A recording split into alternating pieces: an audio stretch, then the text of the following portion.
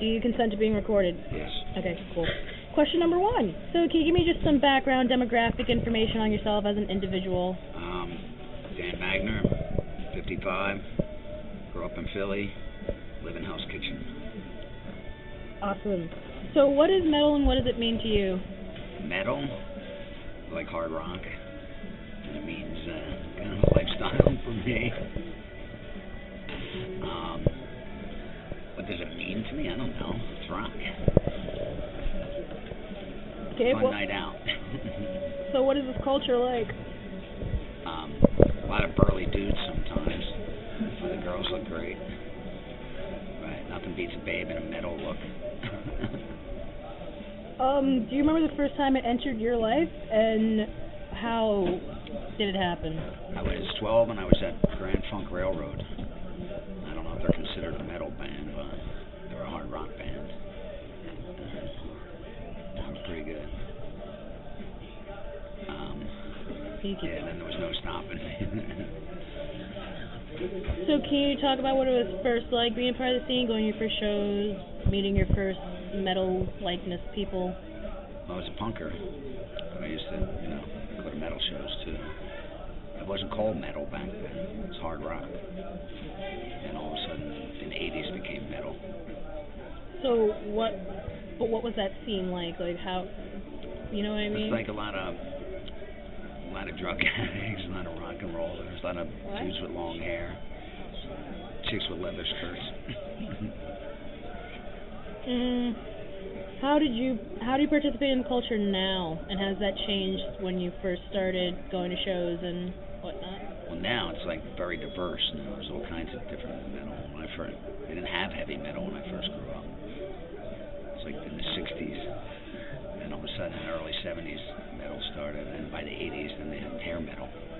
Well, can you talk more about that a little bit? The hair metal? Yeah. Probably Motley Crue was probably the first hair metal band.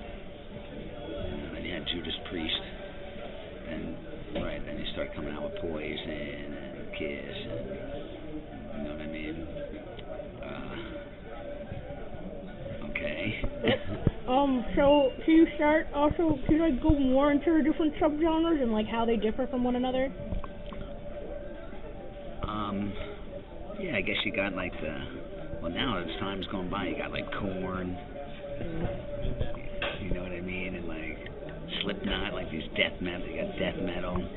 You got like cheesy hair metal. So what differentiates those different? Well, I was wondering, like Bon Jovi was a metal band, but now he's on the light music station. So I don't know. You know what I mean?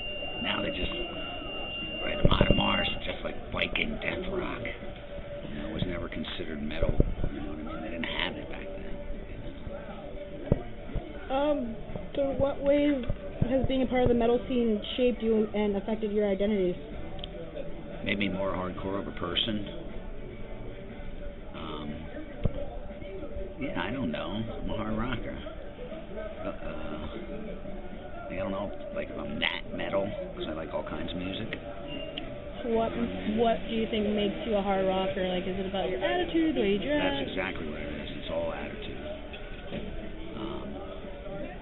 Yeah, you can't put your finger on it, but yeah, I would say it's all attitude. Be a hard rocker. Can you and you do it for so many years, then you can't take it off. People, they just know.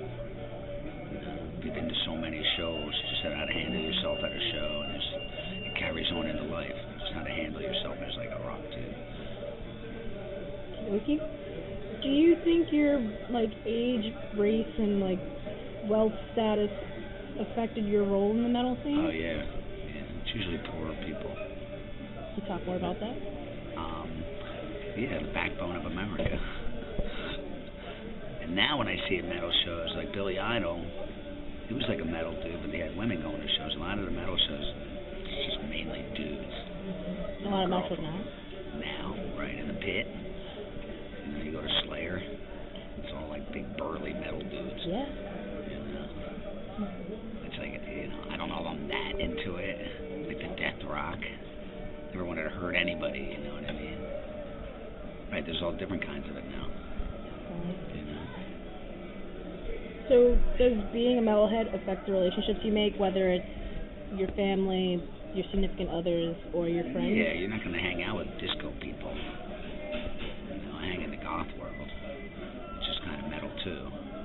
So everybody wears a lot of black. You know? Right. The goth scene melts into the metal scene. The punker scene melts into the metal scene. You know, it's a basic common ground.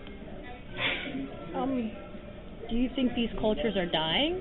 And if No, not at all. why don't you think that? Because there's so many fans. But now it's like what was considered hardcore years ago now is commonplace. Really? Yeah. And lastly, do you have any final thoughts or ideas that we didn't talk about that you'd like to just share in this recording? With metal? In regards to metal, or I guess rock in general. Well, you got a lot of posers now. People that just, try to look like that, but they're not into, the music. They're just, right, there's a lot of posers in the scene. I don't know what actually makes a hardcore metal dude. I see them. Right, when a chick looked like a metal chick before, she was a metal chick. Now, they all look like that. Okay? Yep. Good? Yep.